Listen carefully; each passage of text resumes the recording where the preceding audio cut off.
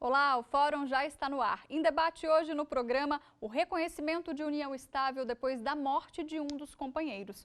O assunto virou notícia após o falecimento do apresentador Gugu Liberato e da briga judicial envolvendo os bens dele.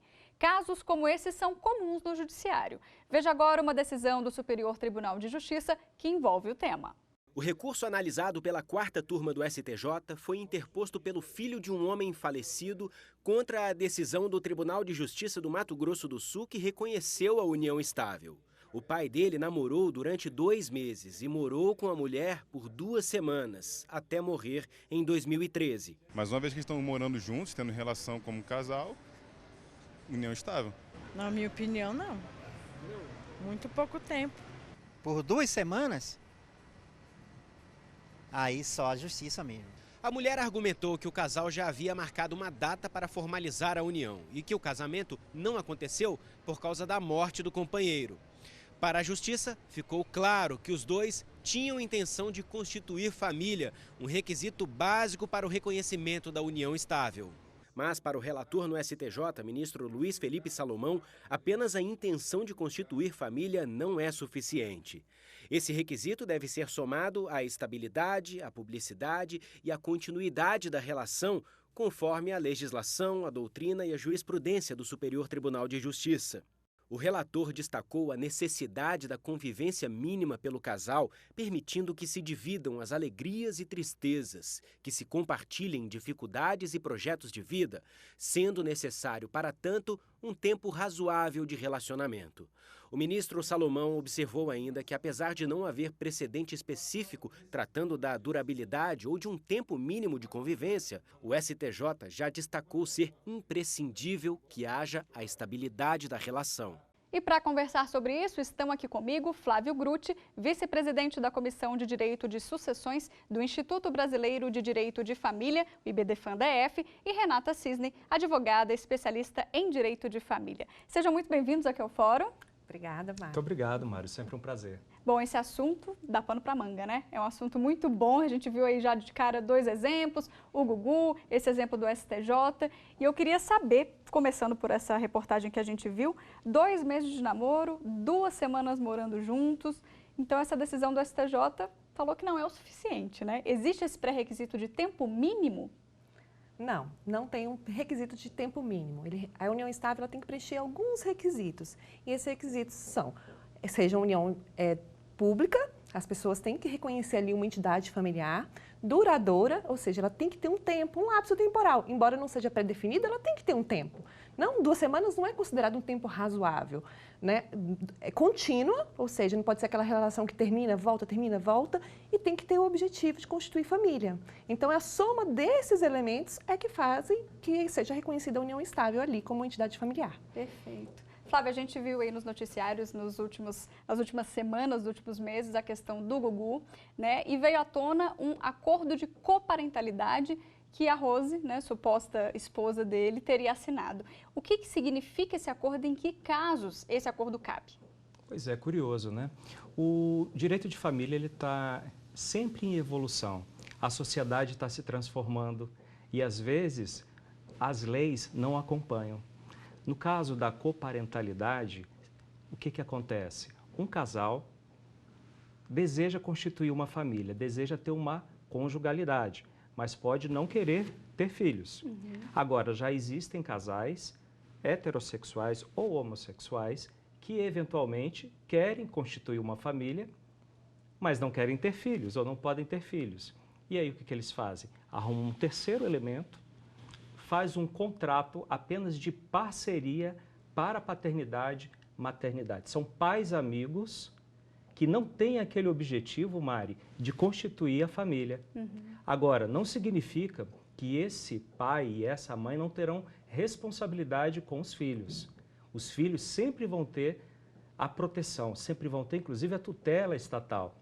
O fato diferenciador é a finalidade de constituir família. Renata muito bem esclareceu que a união estável ela tem que ser pública, ou seja, não pode ser clandestina. é como o casal se apresenta na sociedade. E hoje, desde 94, não existe mais o requisito temporal. Antigamente tinha que ter 5 anos, ou prole. Hoje não. O juiz vai analisar o caso concreto e vai ver se aquela relação ela é duradoura, se os hiatos, se as interrupções não são muito longas. E o último requisito, que é o principal, é aquilo ali é para constituir uma família, sim ou não? Essa é a grande interrogação do caso que envolve o Gugu Liberato. É interessante a gente considerar, inclusive, que a união estável ela não requer uma coabitação. Nós temos casos em que se reconhece a união estável e o casal mora em casas diferentes, né, em casas separadas. E temos casos em que os namorados moram na mesma casa e não tem ali uma união estável, porque eles não se reconhecem como família ainda e não se apresentam socialmente como marido e mulher. Então, realmente depende do caso concreto.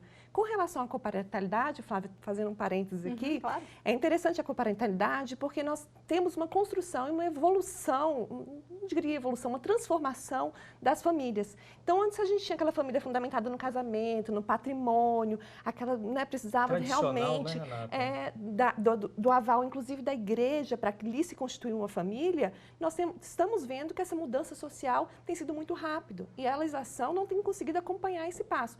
E a relação parental que se estabeleceu, que é a coparentalidade, não está ligada à questão conjugal. Então, essa coparentalidade, às vezes, nasce de um relacionamento que ele é simplesmente para ter o filho e criar esse filho em conjunto.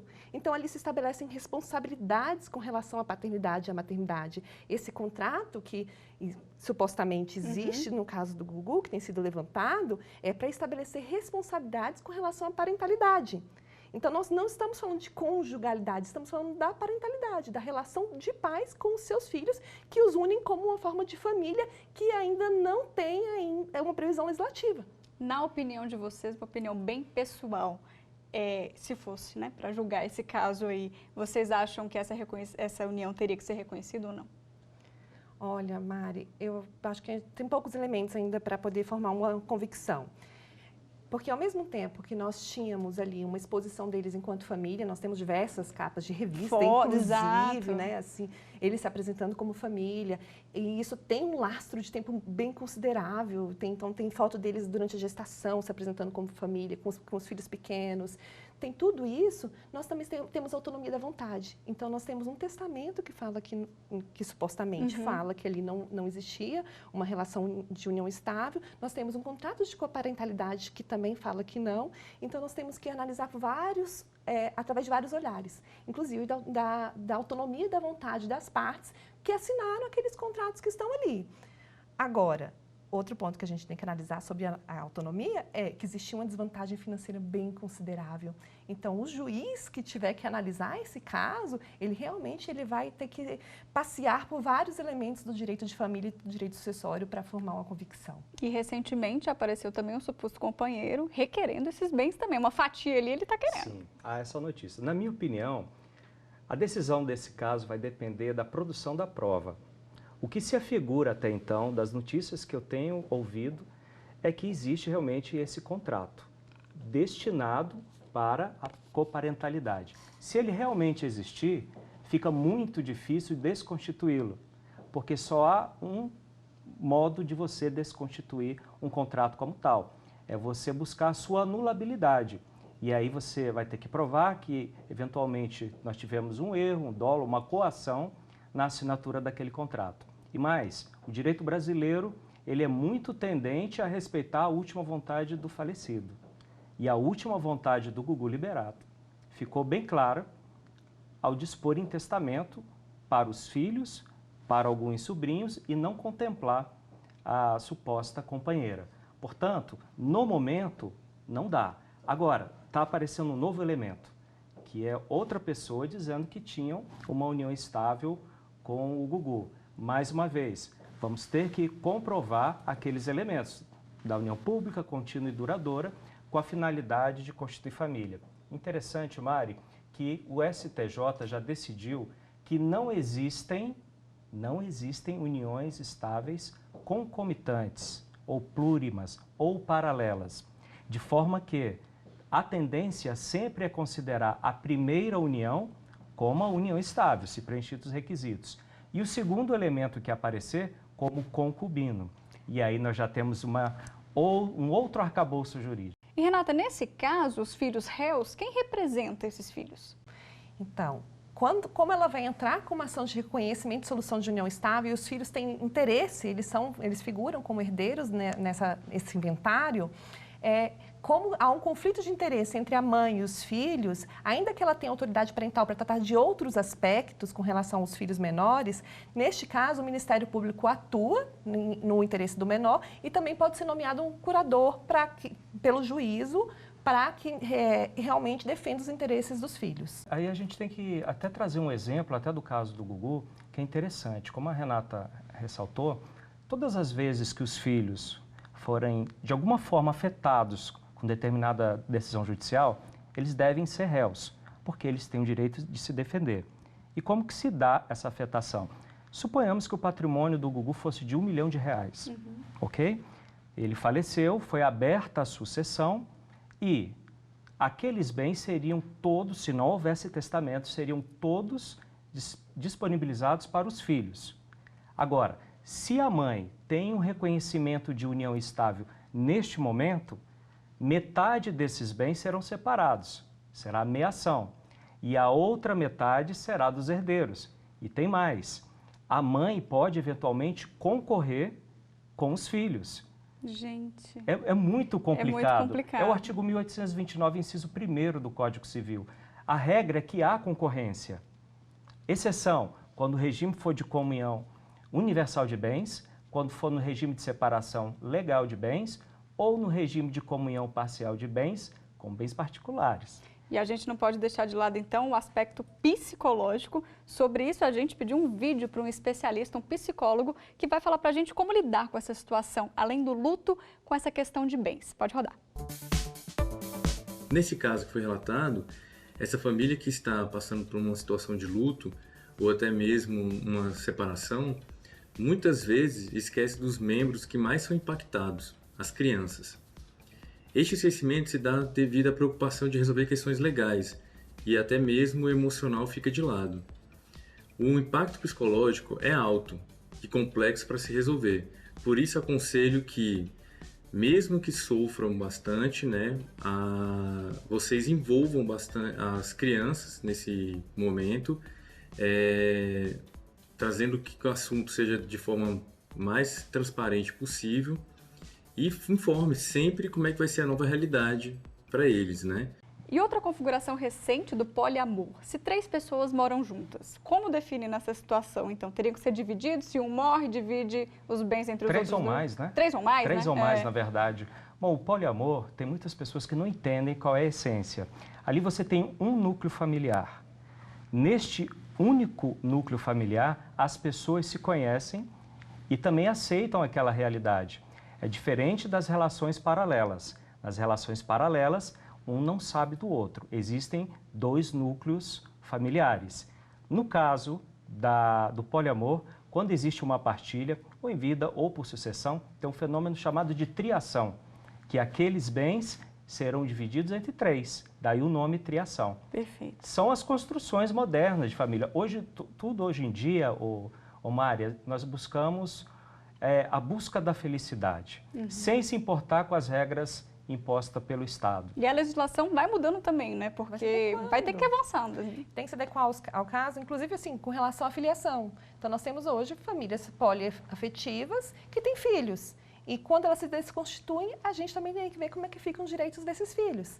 Então, tem a questão de alimentos, tem a questão da guarda e convivência, que pode ser exercida por 3 pessoas, e já existem julgados nesse sentido. Então, realmente, é a partir do caso concreto, levando em consideração os princípios gerais do direito, principalmente na ausência de legislação, é que vai dar a linha de segmento para que seja julgado de uma forma justa e acolhendo essas formações de famílias. A gente sabe que a união estável ela pode ser reconhecida em cartório, né, quando ambos estão vivos, e depois da morte de um desses companheiros, Flávio, isso é só via judicial ou existe algum outro meio?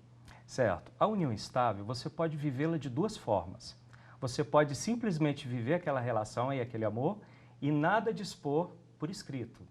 Aí, quando separa ou quando morre, vem a briga. Tinha-se um namoro ou tinha-se uma união estável?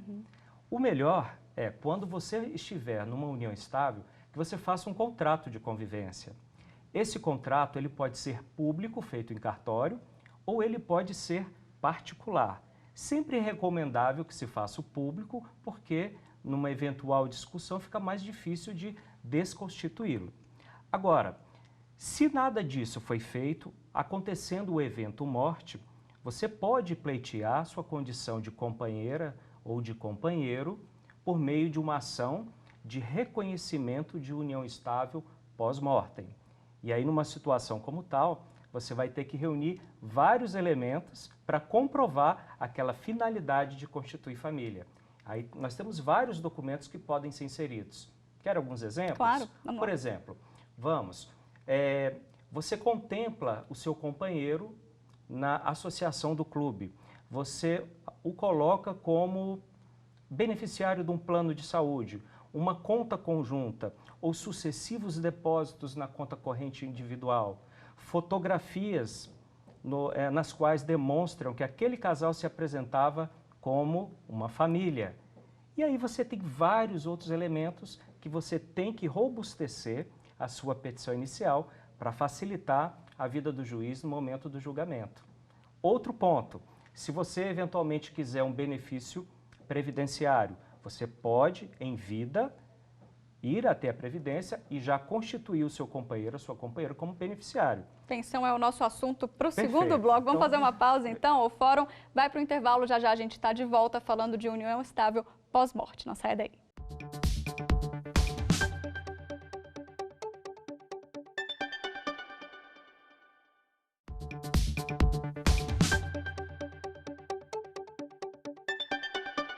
O Fórum está de volta hoje falando sobre reconhecimento de união estável pós-morte.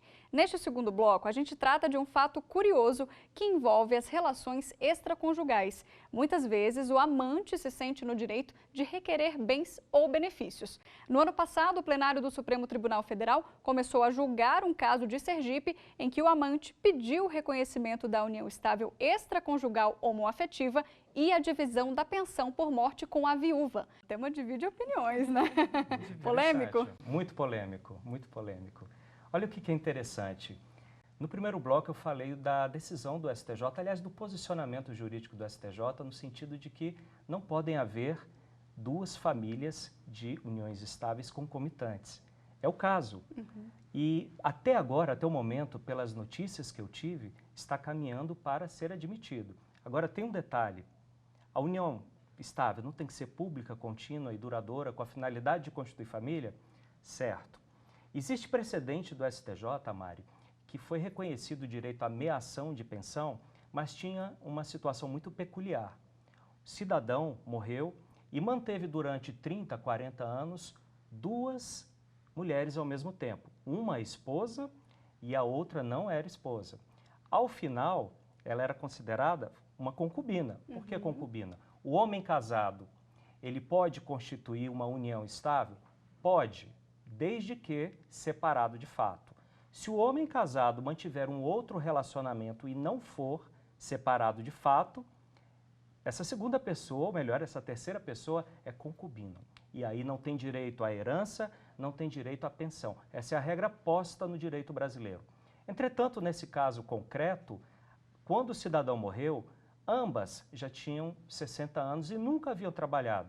Aí, à luz do princípio da dignidade da pessoa humana, foi permitido mear a pensão. Aqui no caso, os votos condutores até agora foram no sentido de que pode, à luz do princípio da dignidade da pessoa humana, desde que presente a boa-fé objetiva. O que seria a fé objetiva no caso concreto? Ele não poderia saber da existência dela, porque se soubesse da existência, estaria mal ferido o princípio da boa-fé objetiva. Ou seja, é o caso de uma união estável putativa. O que é uma união estável putativa? Você, eventualmente, tem um relacionamento com um homem casado e acredita sinceramente que ele era separado de fato. Então, no seu âmago, na sua reserva mental, você estaria numa união estável. Aí, no momento da morte, aí vai ver, ele não era separado de fato. Mas se aquela que estava enganada estivesse Numa união estável putativa, aí sim, poderia ser reconhecido. O TRF5, eu até separei aqui, Renata, para a gente comentar uma decisão que foi a favor da divisão de pensão por morte de um servidor público federal que tinha simultaneamente uma relação matrimonial e uma extraconjugal duradoura, que é o que a gente está falando aqui. E a ação foi movida pela amante do servidor. Então, esses casos são cada vez mais comuns, né? São cada vez mais comuns, até pelas novas configurações familiares. Então, a gente tem que realmente se desprender daqueles valores antigos, porque a realidade tem mudado muito, a realidade das relações sociais tem mudado. E uma questão aí, importante, nós não estamos falando do direito da amante, nós estamos falando do direito da companheira. Então, ela passa a ter direito porque ela preenche os requisitos da união estável. Então, ela preenche, quando a gente fala de amante, dá aquela coisa, aquela ideia de clandestinidade, de eventualidade, né, de algo que acontece ali escondido. Quando nós falamos de união estável, nós estamos falando necessariamente de uma união pública, duradoura, contínua e com o objetivo de constituir família. Então, se ela preenche esses requisitos, ao meu olhar, ao meu sentir, independente de se ter um casamento, independente de se ter uma outra união estável, nós temos ali uma produção de direitos, direitos e deveres com relação a essa família. Nós criamos expectativas de direito, nós temos o princípio da dignidade da pessoa humana, nós temos uma série de princípios que resguardam essa situação, independente de ser considerada de uma forma social, e para mim é um julgamento moral, sim, porque a partir do momento que a pessoa expõe que vive em duas famílias, ainda que constituídas de formas diferentes, e isso se prolonga ao longo do tempo, e há uma aceitação, porque se há uma publicidade, há uma aceitação daqueles dois núcleos familiares, ou mais núcleos familiares, a gente tem que reconhecer que há uma produção de direitos também. Perfeito. Interessante, né, Renata? Porque esse suposto companheiro do Gugu, é o que tem se ouvido, se ele pleitear a união estável, já cai no primeiro requisito, a publicidade. Porque se realmente existia essa relação com a finalidade de constituir família, já estaria ausente o primeiro requisito, a publicidade, porque era clandestina. Até então ninguém sabia, Até era então algo ninguém escondido. sabia. Mas no meio social dele, e no meio social, e entre os amigos, e entre os familiares. Será e aí que era vale escondido? foto, vale, né? Será que A é instrução escondido? probatória é quem produzir a melhor prova. Interessante. E pode ser reconhecido, inclusive, de forma paralela. A depender do que se tem ali, a gente vai ter realmente... É uma série de perguntas. É uma série de perguntas. Agora, a pensão por morte, né? Se eu tenho uma união estável já e o companheiro automaticamente morre, essa pensão eu vou receber ou ainda preciso entrar numa via judicial e requerer essa pensão? Existem duas possibilidades. O cidadão, em vida, ele pode ter ido até a Previdência e já ter colocado a companheira como dependente, como segurada principal. Essa é uma hipótese. É necessário provar com pelo menos 3 requisitos aquela relação. Ou seja, pode levar a inclusão no plano de saúde, pode levar um contrato de união estável, pode levar o extrato de uma conta conjunta. Então não é automático. Também. É um rol muito extenso, mais de 10 situações, que aquele que assim pretender contemplar vai ter que provar pelo menos 3. Agora, se ele não fez isso em vida, aí resta a ação de reconhecimento de união estável pós-mortem, para que, uma vez reconhecida a união estável, seja autorizado que seja oferida a pensão previdenciária. Até porque o campo probatório dentro do judiciário é maior do que no INSS. Isso. Então, nós temos, por exemplo, no judiciário a gente também teria a prova pericial, uma prova testemunhal, que já no direito previdenciário não contempla tanto nessa esfera do INSS, né, da Previdência. Então, por isso que, se não conseguir por ali, pelas provas documentais que se tem, pode se socorrer do judiciário para buscar esse reconhecimento lá pelas outras provas, outros elementos de provas que podem ser analisados no judiciário. Perfeito. Interessante que tem um prazo de 90 dias. Vamos falar sobre isso então. Como é que funciona esse prazo? Tem um prazo de 45 dias para os beneficiários descendentes, os filhos, requererem, e o prazo de 90 dias para a hipótese de companheiros em união estável. Flávio, qual o direito então que essa esposa tem e que a suposta amante não teria? Interessante pergunta. A esposa e a companheira têm exatamente os mesmos direitos. Portanto, se nessa relação de união estável eles conviveram no regime de comunhão parcial de bens, por exemplo, tudo que for amealhado na constância dessa relação, que nós chamamos de aquestos, que são os bens onerosamente adquiridos na constância do casamento, é dividido ao meio por presunção de esforço comum.